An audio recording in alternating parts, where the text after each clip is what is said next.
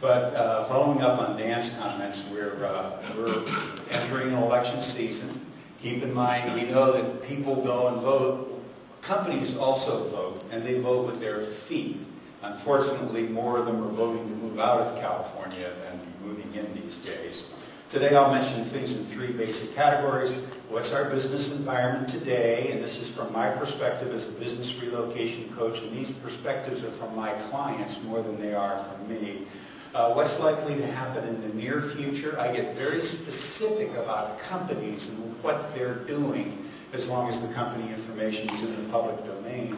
And then what do we need to do to put the word, to make the word golden mean something again when we use the phrase the Golden State?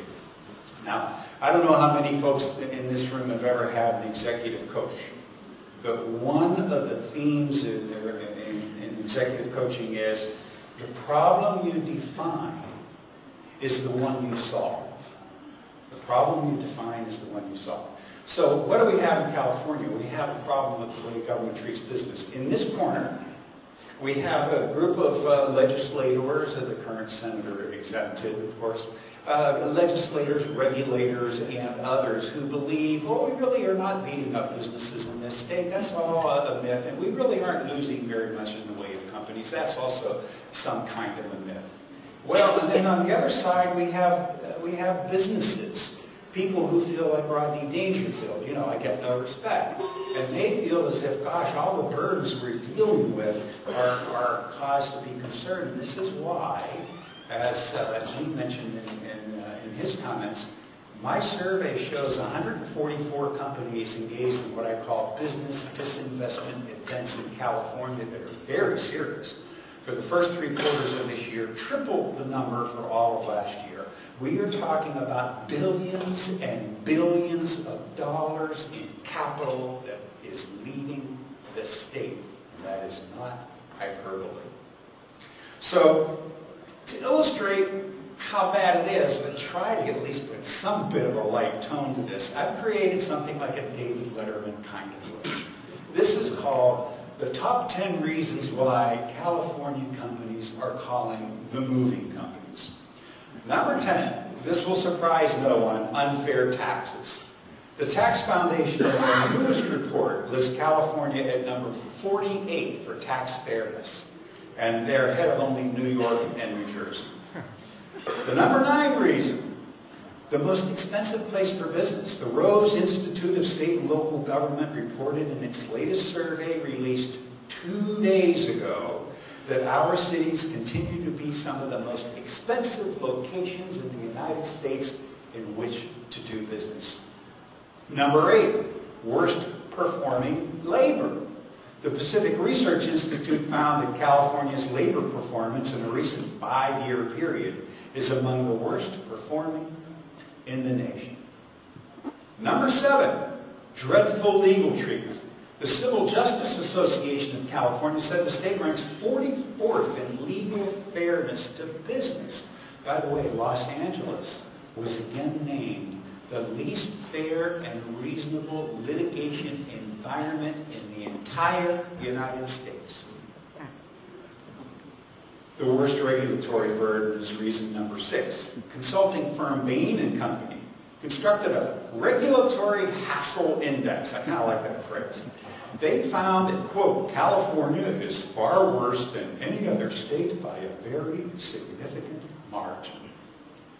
Number 5, there are immediate savings if you move. Again, Bain & Company found that more than half of California's business leaders, an astonishing 60%, said they have policies in place to restrict job growth in the state or to move jobs to other states. These are policies already in place. By the way, some companies are quite open about this. A lot of these moves occur quietly because company leaders don't want to ruffle feathers. But Intel has been quite open about the fact they said they will never build another plant in California. I couldn't believe that they used the word never, so I went back and double-checked in the database, and I think it was the CEO, and he used the word never. Well, never's a long time. I hope that's not true. McAfee, in March of this year, admitted it intentionally avoids hiring in California, has transferred entire departments elsewhere, and listen to what their savings are. For every employee they hire outside of our borders, they save, by their own admission, 30 to 40%. I talked with an LA business owner last week, by the way. We calculated his savings going to Arizona at 50% per employee. 50. Downright unfriendliness is reason number 4. The Small Business and Entrepreneurship Council in Virginia, who knew that there was one, found that California ranked 49th overall in terms of business friendliness. The number 3 reason, uncontrollable state spending, which Dan knows far more about than I do, and so does the senator, of course.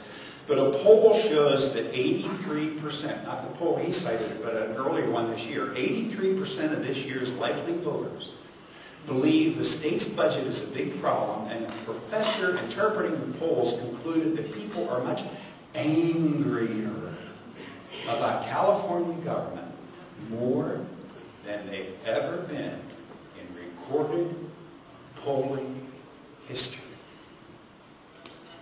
The number 2 reason, CEOs fear Sacramento. For 2 years in a row, Chief Executive Magazine found California to be the worst state in the nation in which to do business. This is what one CEO said. California's terrible. Even when we've paid their high taxes in full, they still treat every conversation as adversarial.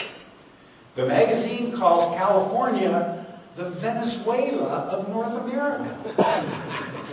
By the way, Texas was found to be the best state. If I were giving a speech in San Francisco, I don't think I'd use that line because they'd probably throw things at me. But Texas was found to be the best state. And the number 1 reason is unhappiness, general unhappiness. The cumulative impact of everything I said causes that. A LiveStudy.com survey done this year ranked California 46th on a national happiness list. I remember when I was a young college student, I came out here in California. I was very happy then. But somehow that whole feeling of excitement and newness and so forth seems to be gone, and it's not just me. I believe basically we have a radicalized political environment. I don't know how that's going to change because we have what I call radicalized voters. But that's contributed to this whole aura. So let's look at the economy, where we are today. Somebody in Washington may have said the recession's over, but it isn't. When a turnaround does occur, we will lag behind other places. And by the way, you'll notice that I'm citing many other sources here, because I ask people, don't take my word for this. Take the word of the Brookings Institution, fairly liberal group, very responsible group in Washington. They said California cities have the poorest recovery rates. And here's a shocker. Old Rust Belt cities, like Pittsburgh, Pennsylvania, my old hometown, go Steelers.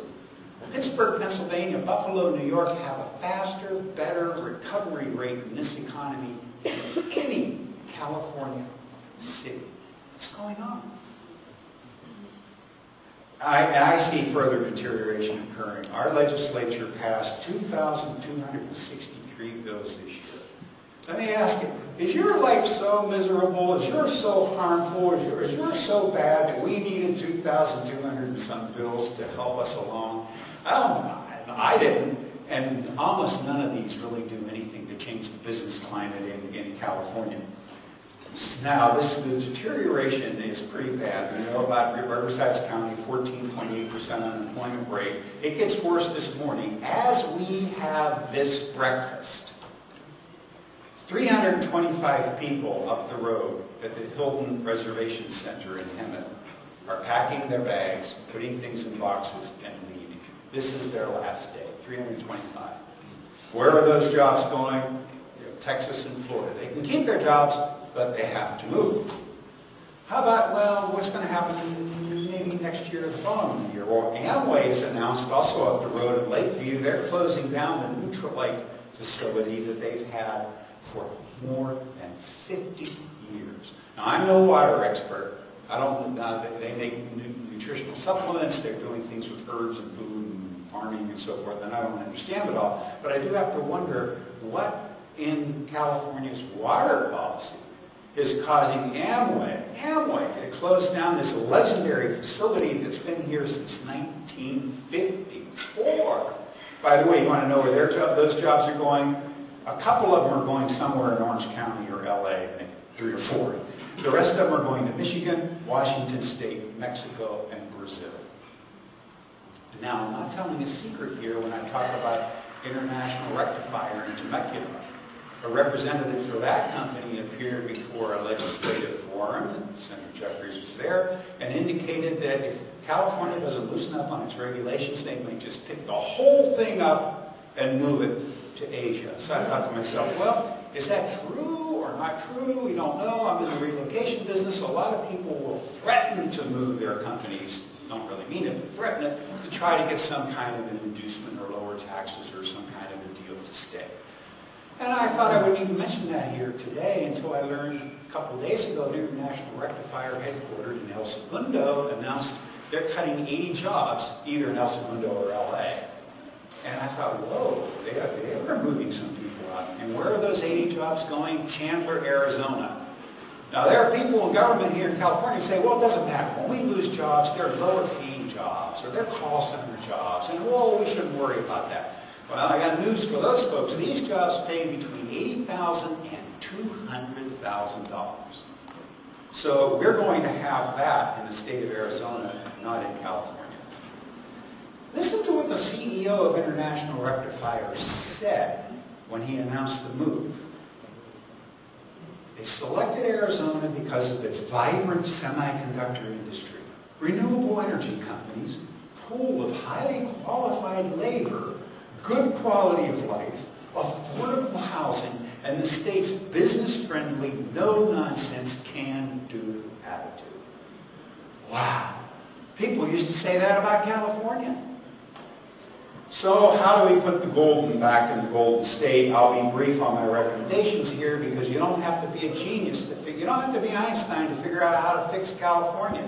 My clients say, lower the income tax. Did he actually say lower the income tax? We can't lower the income tax. Why not? Why not? We have one of the worst income tax rates in the country for personal and business reasons. And I'd like to point out, by the way, that the personal rate in California is 10.55%. When Warren Buffett had a home in Laguna Beach, he kept his domicile in Nebraska where it's 6.84%. We have to fix workers' comp again. I don't know how many of you know this, but there's a proposal to increase workers' comp rates by 29.6% again, early 2011.